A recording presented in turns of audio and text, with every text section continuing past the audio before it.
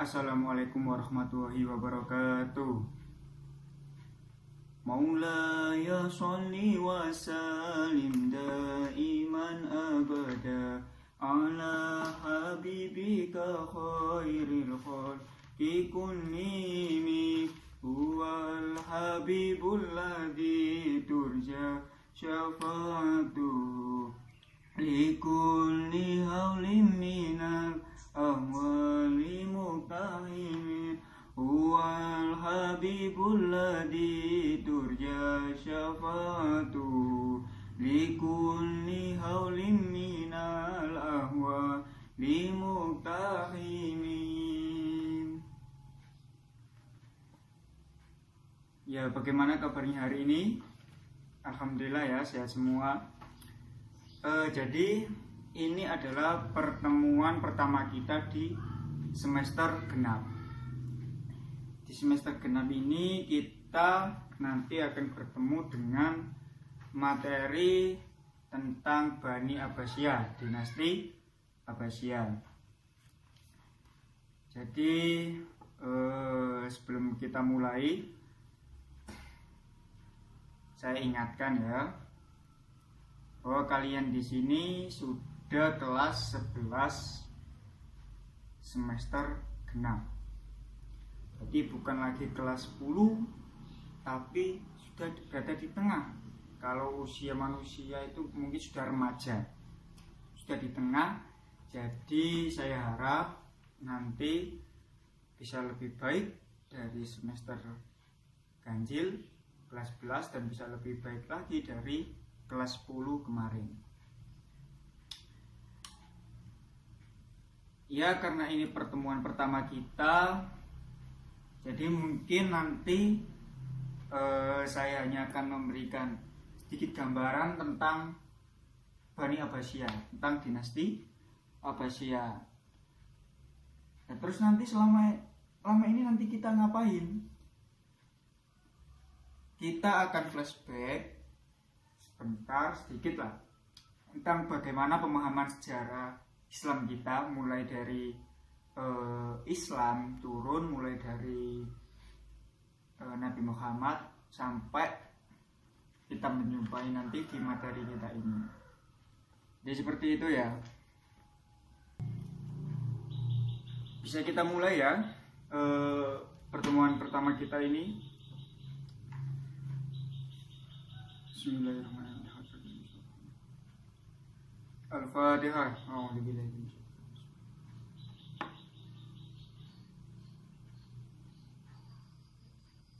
Bismillahirrahmanirrahim.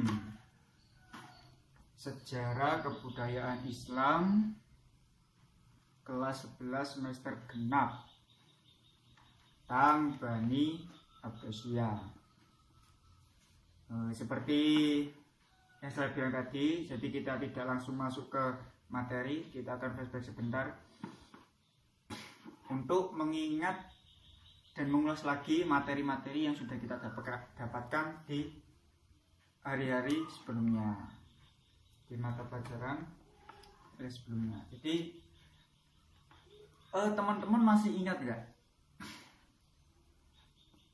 Kenapa Nabi Muhammad, kenapa risalah keagamaan diniyah ad-din, agama Islam, diturunkan di Mekah, di Jazirah Arab, di Timur Tengah, daerah padang pasir?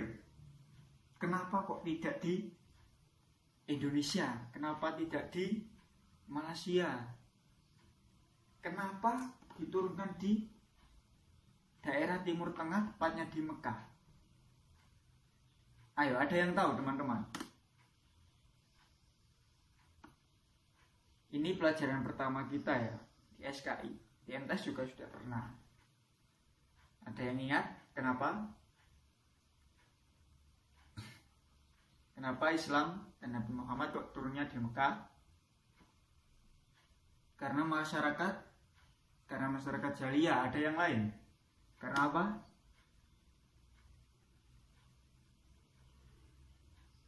Ya, ada yang tahu? Selain karena masyarakat di sana jahiliyah, lupa, ya lupa. Gak apa-apa lupa. Jadi kenapa Islam dan Nabi Muhammad turun di Mekah? Di antaranya betul sekali, yaitu karena masyarakat di sana jahiliyah. Tapi jahiliyah di sini konteksnya harus dipahami ya. Jangan seperti kita waktu masih sanawiyah dulu. Jahiliyah diartikan bodoh dan sebagainya, buruk, apalagi katrok, apalagi orang yang bangkang, yang jelek-jelek lah ya. Bisa dipahami, jahiliyah itu bukan peradabannya, bukan orangnya, tapi hatinya, keimanannya. Karena apa? Karena mendustai atau memunafikan, tidak menerima atau tidak melestarikan ajaran leluhurnya. Siapa itu? Ya tentu saja ajaran Nabi Ibrahim dengan agama tauhid. Karena memang sebelum Islam itu kan sebutannya umumnya itu agama tauhid. Jadi Nabi Muhammad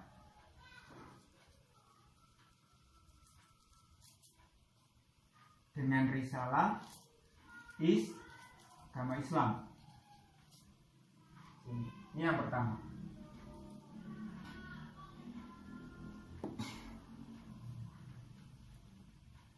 Selain itu apa lagi alasannya? Ada yang tahu? Karena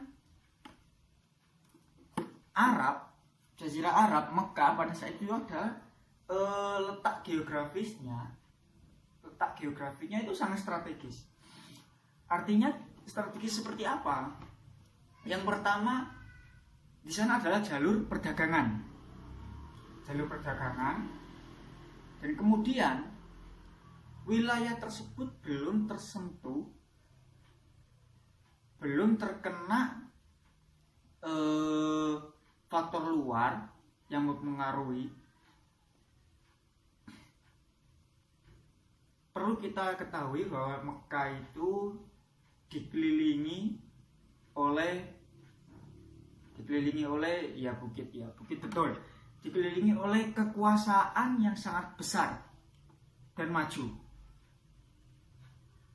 yaitu Persia dan Romawi. Nah, karena wilayah Mekah masih steril, artinya masih bersih, dan sebagai jalur perdagangan juga,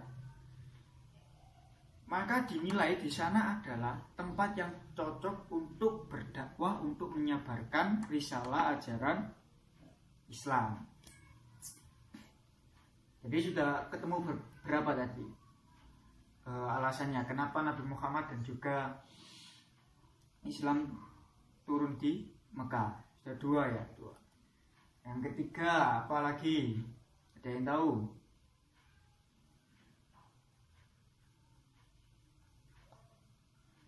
Menyempurnakan akhlak.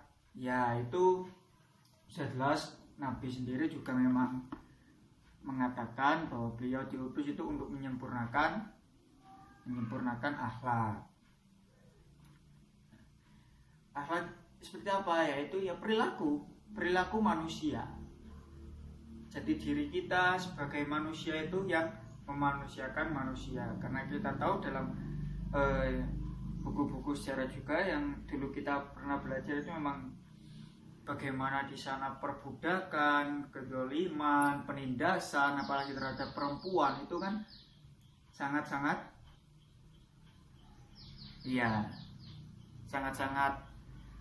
wow, pedih lah ya. Di bahasa kekinian itu sangat ngeri seperti itu.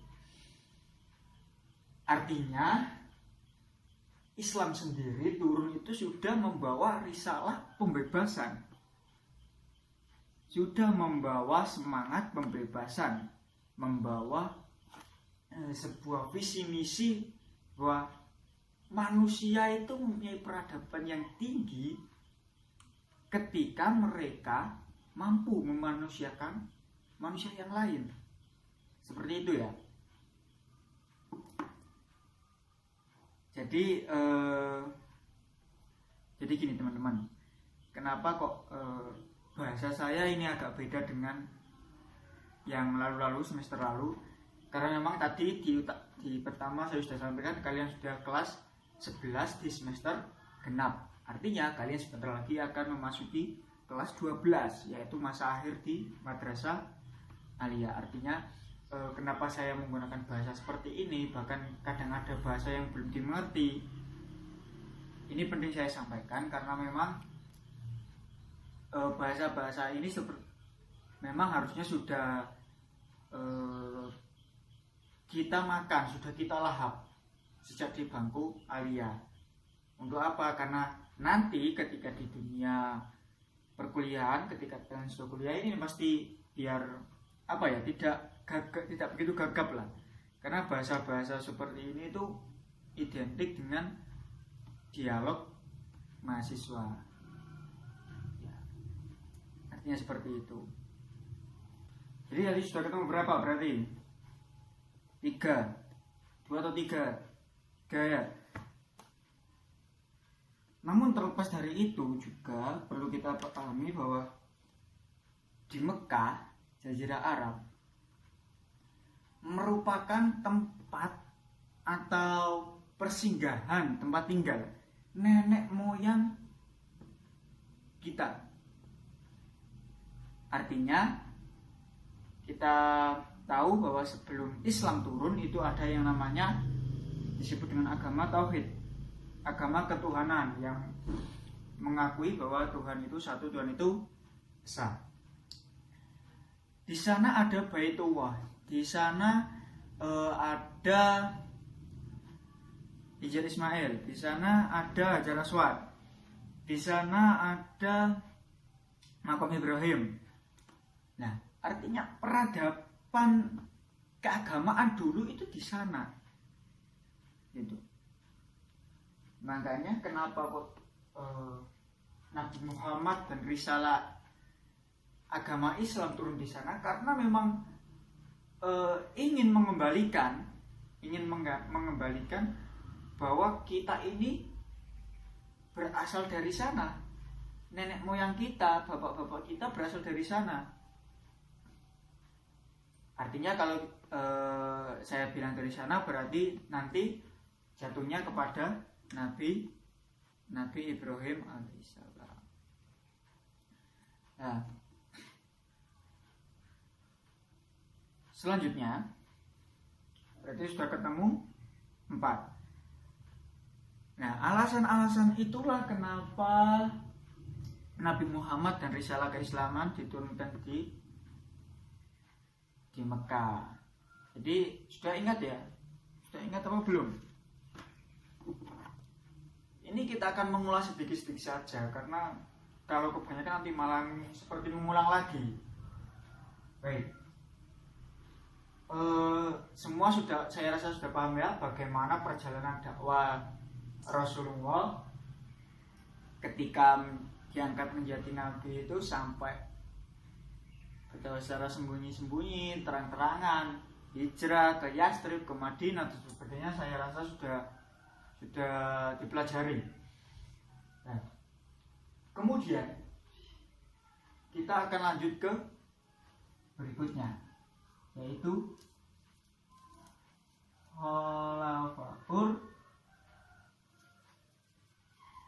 Rasyidin. Nah, ada yang tahu para petinggi, para pemimpin umat Islam setelah Nabi Muhammad lahir? Ada yang ingat siapa saja namanya? Ya, siapa saja? Abu Bakar, Umar, Utsman, dan Ali. Betul. Nah, jadi di masa Khalifah Rasyidin ini Islam semakin berkembang. Ya, walaupun perlu kita katakan juga bahwa bagaimana perpecahan umat, bagaimana perbedaan pendapat dan sebagainya, konflik kesukuan itu kembali lagi di masa-masa Khalifah Rasyidin muncul kembali. Artinya memang sempat renggang, dan memang kalau bahasa sekarang itu guyub bubar, bukan bubar ya, renggang, guyub renggang itu di masa sahabat. Namun itu bisa diatasi oleh para pemimpin, para khalifah, para ulama, para pemikir, cendekiawan pada masa itu, sampai akhirnya Islam masih bertahan sampai sekarang. Ya kan, memang benar ketika Nabi Muhammad beliau wafat kan memang sempat sudah terjadi perpecahan kan, sudah terjadi keraguan juga di umat Islam. Seorang nabi, seorang kekasih Allah kok bisa wafat. Akhirnya Abu Bakar kan bilang, kalau kalian menyembah Muhammad, lihatlah Muhammad sudah wafat. Tapi kalau kalian menyembah yang hak, menyembah Allah, menyembah Tuhan yang satu, ketahuilah bahwa Allah tidak pernah wafat. Seperti itu ya. Ingat kan? Ya, itu ada dalam bukunya. Nah, di masa Khalifah Rasyidin, Islam semakin berkembang, ekspansi wilayah semakin meluas, terutama di masa Umar. Di masa Umar itu ekspansi wilayah Islam, penyebaran agama semakin diperluas, sampai nanti di masa sahabat Utsman bisa sampai menguasai Spanyol Andalusia, ya, Spanyol Afrika sampai ke sana, dan sampai nanti di masa Sayyidina Ali, ya. Lihat ya, Abu Bakar, Umar, Utsman, Ali. Sama Khalifah Rasyidin, Khalifah tadi itu juga mempunyai keistimewaan dan juga pencapaian sendiri, mulai dari militernya, perluasan wilayahnya, sampai pembukuan Al-Quran, menumpas nabi-nabi palsu, menumpas para orang yang membangkang untuk berzakat dan sebagainya. Nah, baik. Selanjutnya, setelah masa Khalifah Rasyidin, masa 4 sahabat ini lanjut pada ini sebelum materi kita ini loh, yang kemarin, dinasti Bani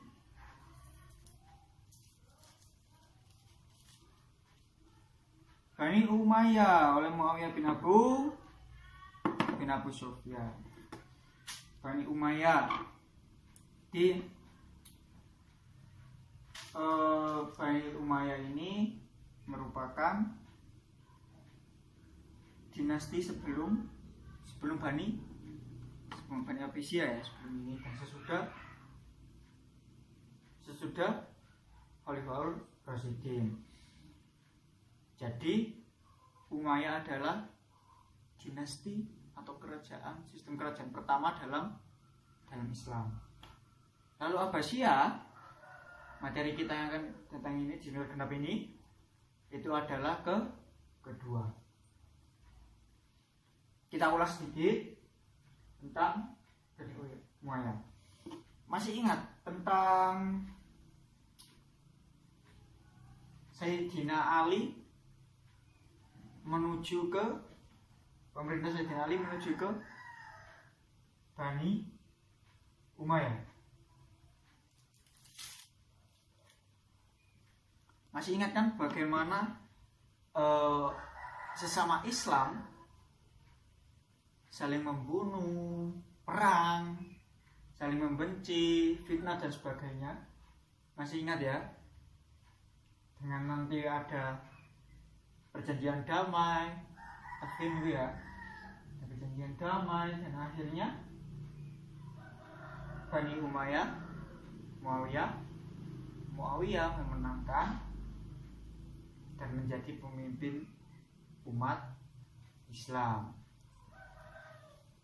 Nanti kalau diulas semua bisa panjang ya kalau diulas semua nanti, karena nanti juga ada perpecahan pemahaman, perpecahan fikroh, pecahnya pemahaman, pecahnya firqah, pecahnya umat menjadi beberapa partai itu ya, masih ingat ya.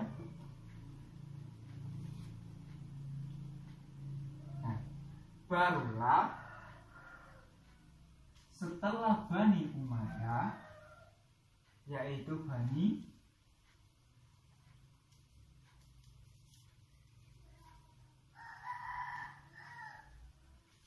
Abbasiyah yang nanti akan kita pelajari, yang depannya sampai akhir nanti kita akan pelajari, yaitu di Bani Abbasiyah, dinasti Abbasiyah. Kita sampai di Bani Abbasiyah ya. Bani Abbasiyah berdiri pada masa 750 Masehi, tahun-tahun itu ya. Pada tahun 750 Masehi oleh siapa pendirinya? Dilihat punya siapa? Abu Abbas. Abu Abbas ini keturunan dari paman Nabi, dari Abu Hashim. Abu Abbas ini masih keturunannya. Abu Abbas As-Saffah itu adalah pendiri sekaligus pemimpin pertama Bani Abbasiyah. Kenapa kok dijuluki As-Saffah? Ada yang tahu As-Saffah apa itu?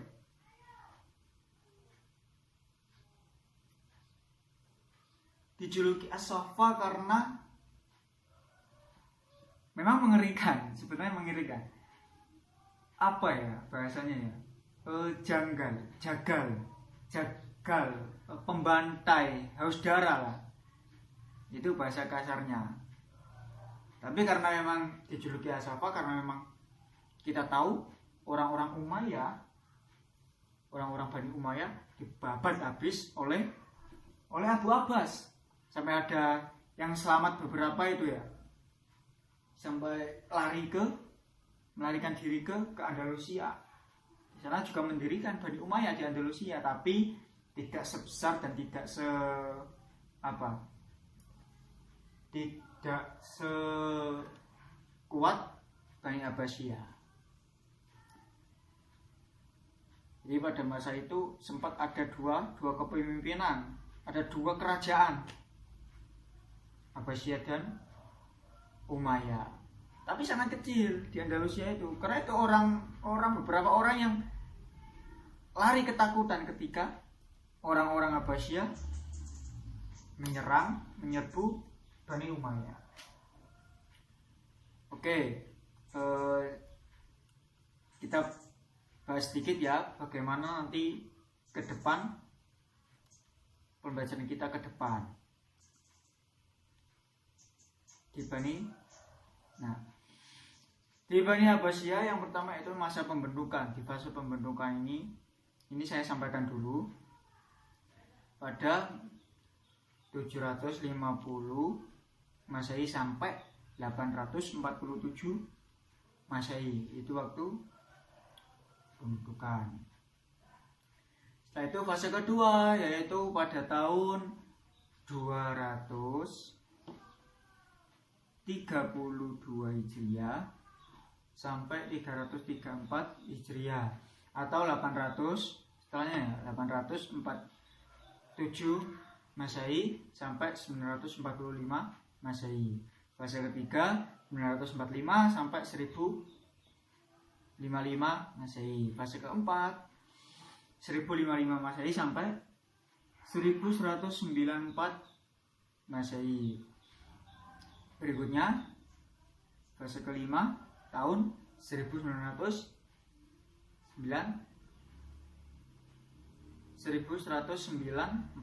sampai 1258 Masehi. Jadi itu fase-fase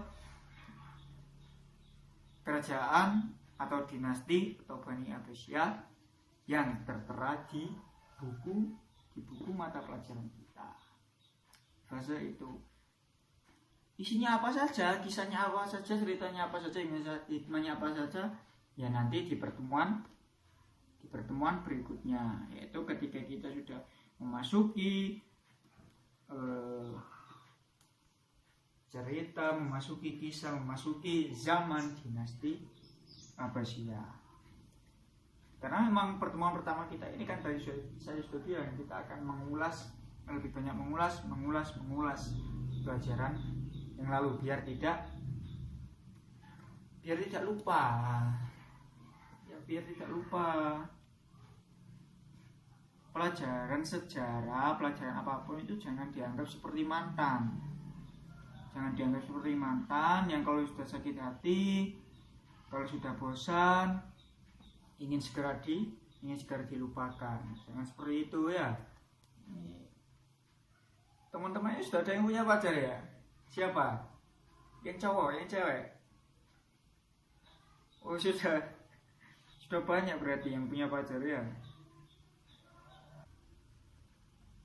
Kok sepertinya kalian setelah liburan ini agak-agak gimana? Agak-agak lupa ya dengan pacaran, atau memang lupa, atau memang tidak pernah diingat? Semuanya sudah pegang HP kan? Punya HP lah, itu dimanfaatkan untuk baca-baca buku PDF, baca-baca artikel, baca-baca media, berita. Jangan kok dibuat WhatsAppan, Facebookan, YouTubean, game. Lagi yang cowok itu sering sekali saya jumpai di warung kopi itu nge-game. Diubah ya. Kenapa? Artinya gini, kita ini kan sudah memasuki era modern. Ada yang pernah dengar era industri 4.0, era disrupsi? Ada yang dengar? Ada yang pernah tahu?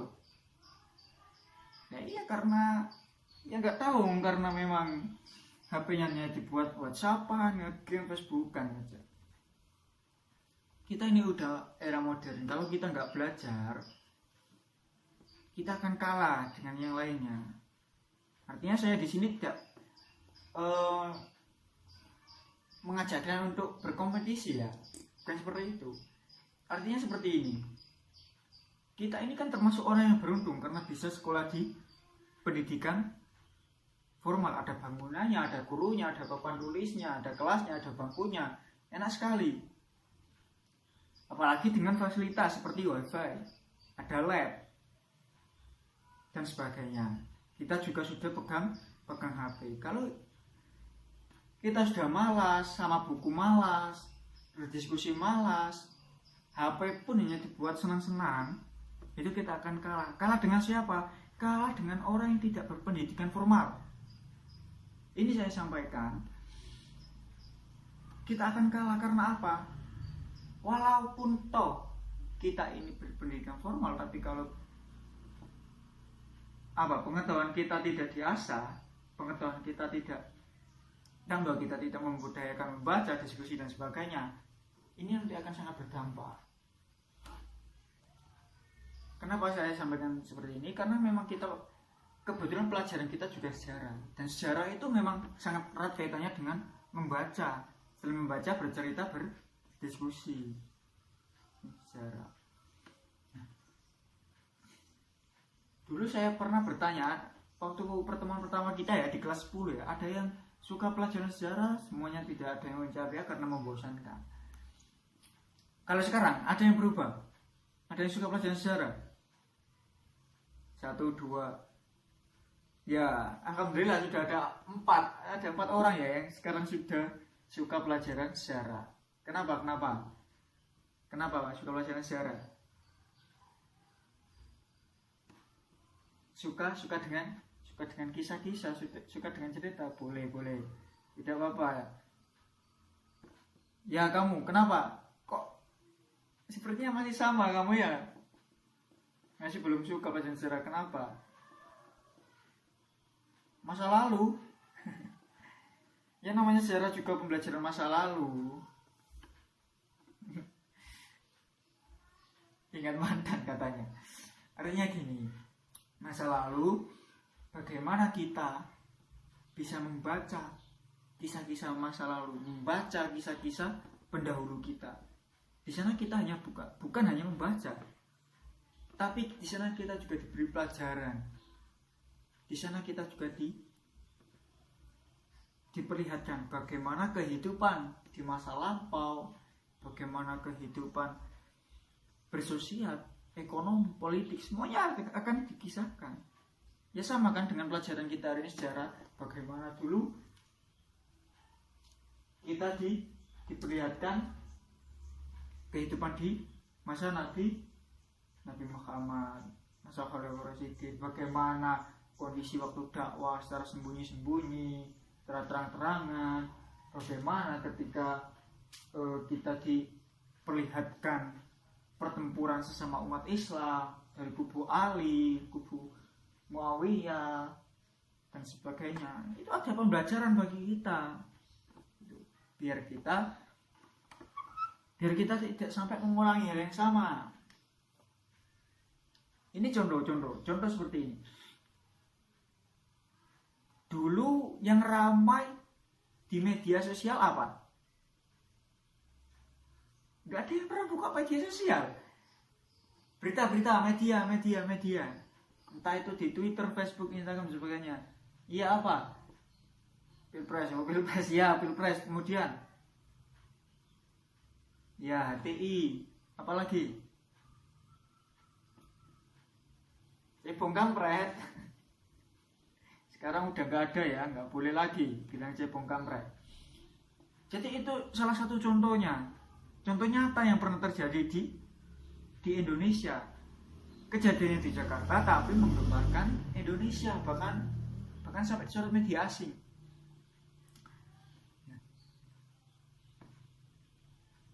Kita tahu di sana ada gerombolan celana cingkrang. Ya, sumbu pendek. Apa kadrun kecil gurun? Ya. Ada gerombolan sana yang habis-habisan menyerang pemerintahan yang sah, kiai-kiai kita, utamanya kiai NU, dibabat habis, diserang semuanya. Tapi kita seperti apa tanggapannya? Slow, santai. Yang Banser sudah siap, ya kan? Yang Banser sudah siap maju. Tapi para kiai, para guru kita gak usah ditanggapi, santai saja, biasa saja.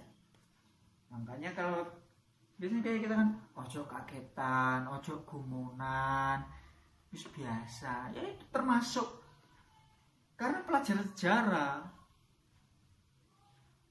Loh, kita tahu kan dulu waktu gerombolan Ali pecah menjadi dua, Khawarij dan Syiah. Bagaimana orang-orang Khawarij menyerang Syiah, orang Khawarij menyerang kelompoknya Muawiyah. Itu padahal sesama Islam loh. Sampai puncaknya Sayyidina Ali dibunuh juga oleh orang Khawarij yang adalah hafal Al-Quran. Ali ibadah.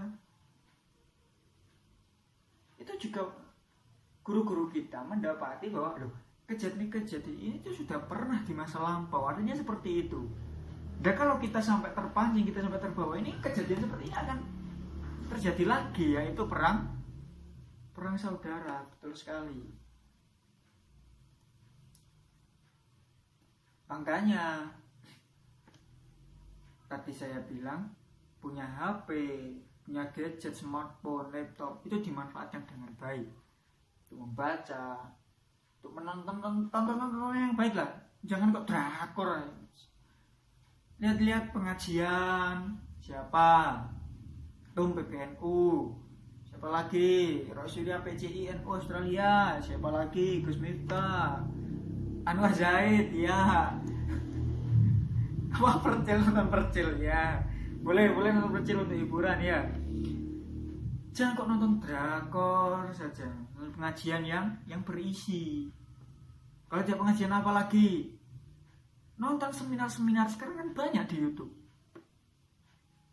di Facebook, IG, banyak sekali tuh seminar-seminar di-upload, terus tayang-tayangan. Apalagi siapa yang trending, yang kalian tahu siapa? Ayo. Rocky Gerung, ya boleh, Rocky Gerung, ya Rocky Gerung. Siapa lagi?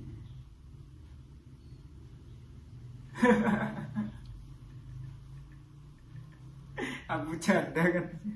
Ya wis terserah, pokoknya intinya yang mengedukasi, ini bukan saya mengarahkan kepada kalian untuk apa, untuk memiliki pemikiran dewasa sejak dini. Kalau bahasanya kan ejakulasi sejak dini ya. Saya tidak mengarah ke sana, tapi saya mengajak kita ayo mulai belajar. Karena apa? Ke depan ini nanti akan semakin luar biasa tantangannya. Kalau kita sudah malas belajar sejarah, kita malas membaca ilmu apa saja, ngaji utamanya, itu nanti akan sangat berdampak pada kita. Karena peradaban dunia ini kan semakin maju. Sekarang saya contohkan lagi. Tadi saya sampaikan, pernah dengar istilah Industri 4.0? Pernah mendengar istilah peradaban? Pernah mendengar istilah apa lagi tadi? Ya, istilah-istilah yang kekinian, modern. Kan kalian tadi masih bingung kan ya? Masih awam, bahkan belum tahu. Ya karena kita tidak membudayakan membaca, berpikir, mencari, ya ngaji, mencari ilmu itu.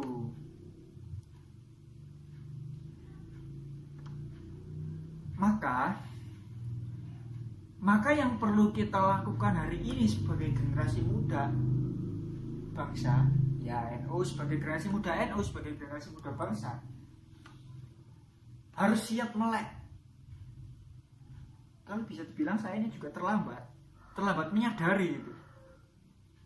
Harusnya saya sejak MPL sudah pegang HP itu sudah mulai suka membaca. Aliyah itu seharusnya saya sudah bisa menalar sendiri dari sebuah bacaan. Itu nanti yang akan mengonstruk pemikiran kita seperti itu. Maka yang perlu kita lakukan selain ngaji, cari ilmu, ya membaca, berdiskusi dan sebagainya, apalagi selalu menumbuhkan rasa loyalitas, totalitas dan prioritas. Kepada siapa? Kepada diri, keluarga, lingkungan, organisasi, lembaga, semuanya. Karena itu nanti yang akan mengikat menjadi kekuatan kita. Itu tadi yang saya contohkan tadi, bagaimana gerakan-gerakan kadal gurun, gerakan-gerakan katok cingkrang, tenor korek, sembuh pendek, kencing onta, semuanya ya. Itu sekarang sudah luar biasa gerakannya. Ya anggap saja ini pelajaran sejarah plus materi Makesta, semuanya penuh kan? PKI penuh kan? Nah, iya. Pelajaran sejarah plus materi Makesta. Anggap saja seperti itu. Ini penting saya sampaikan ya. Jadi kita hari ini harus mulai melek digital, melek media. Ini dulu beberapa tahun 6-7 tahun yang lalu itu ada yang memberitahu kita, ya di atas saya, senior saya, itu mengatakan kita harus melek media. Ya, ini sekarang saya katakan lagi kepada kalian, di tahun ini itu kita harus melek media seperti itu ya. Nah, selanjutnya ini karena waktunya sudah tinggal 3 menit ya, nggak terasa tinggal 3 menit waktunya ya. Jadi saya kembali ke pelajaran kita sebentar ya. Ini jadi setelah kita belajar tadi, saya harap ini nanti dikembangkan di rumah, dibuka-buka lagi lah, atau tidak cari-cari di YouTube atau apa kalau malas buka buku itu tentang pelajaran-pelajaran sejarah. Saya harap nanti dibuka lagi bagaimana sejarah peradaban Islam, perkembangan Islam itu mulai diturunkan di padang pasir sampai nanti bisa ke tempat yang sangat subur yaitu Indonesia. Bagaimana perjalanan dari Mekah sampai ke Jawa, bagaimana perjalanan dari Mekah sampai ke Indonesia, seperti itu ya. Jadi jangan pernah bosan, jangan pernah bosan belajar, jangan pernah bosan membaca. Ini terakhir ini saya teringat ucapan seorang musisi dan juga kalau di Indonesia itu aktivis kemanusiaan, aktivis lingkungan, orang sosial ya. Seperti siapa ya? Seperti almarhum Gus Dur, presiden keempat. Tapi beda, ini orang barat. Kalau ngomong orang barat jangan dibayangkan macam-macam ya. Yang penting isinya. Pernah mengatakan seperti ini. Kalau kalian ingin bercinta, pergilah ke sekolah-sekolah formal. Kalau kalian ingin pendidikan, pergilah ke perpustakaan. Seperti itu. Artinya, sekali lagi artinya, jangan kok terus, wah saya ke sekolah ingin cari pacar, saya sekolah ingin bercinta, saya sekolah ingin biar disangoni ya, biar dikasih uang jajan. Jangan seperti itu. Ini harusnya menjadi motivasi kita bahwa pendidikan, seperti yang saya katakan di tengah tadi, bahwa pendidikan tidak melulu soal bangunan sekolah, soal papan tulis, soal kelas, bukan hanya seperti itu. Tapi pendidikan itu luas. Kenapa kok perpustakaan yang diambil? Karena kita tahu slogan perpustakaan itu adalah membaca adalah jendela dunia. Pendidikan itu bisa dapat di mana saja. Keluarga bisa, lingkungan bisa, pendidikan formal bisa, di mana saja, kapan saja, dan siapapun pembimbing gurunya itu bisa siapa saja. Ya bahkan setan pun bisa menjadi pembimbing, ya betul itu. Bisa menjadi pembimbing. Cukup ya untuk hari ini pertemuan pertama kita. Saya rasa cukup. Jangan lupa tetap belajar, tetap beribadah. Cukup sekian dari saya. Wallahul muwaffiq ila aqwamit thoriq. Assalamualaikum warahmatullahi wabarakatuh.